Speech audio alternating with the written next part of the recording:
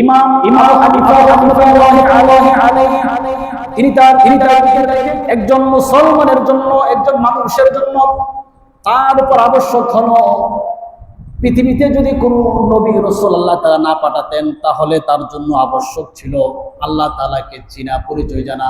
তার নিজ যে জ্ঞান আল্লাহ তাআলা দিয়েছেন, আল্লাহ রাব্বুল আলামিন তাকে যে জ্ঞান দিয়েছেন সেই জ্ঞান অনুসারে সে আল্লাহ তাআলাকে চেনা এটা আবশ্যক।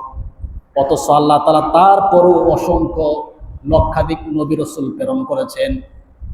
ইমাম আবু হানিফা রাহমাতুল্লাহি আলাইহি বলেছেন, কাল কিয়ামতের ময়দানে আল্লাহ রাব্বুল আলামিন যদি জিজ্ঞাসা করেন, আমি তোমাদের কাছে, তোমাদের নিকট রাসূল প্রেরণ করেছি, রাসূল পাঠানো এটা আমার জন্য আবশ্যক ছিল না, প্রেরণ করেছি। ইমাম আবু হানিফা রাহমাতুল্লাহি আলাইহি বলেন, আল্লাহ তাআলা যদি কোন রাসূল পৃথিবীতে না পাঠাতেন তাহলেও মানুষের জন্য কর্তব্য ছিল তার জ্ঞান অনুসারে আল্লাহ তাআলাকে বিশ্বাস করা, মেনে নেওয়া। আল্লাহ তাআলা আমাদের রব, রিজিক দাতা, এই বিশ্বাস অন্তরে দিলে পয়দা করা এটা প্রত্যেকটা বান্দা বান্দির জন্য ফরজ। সুবহানাল্লাহ।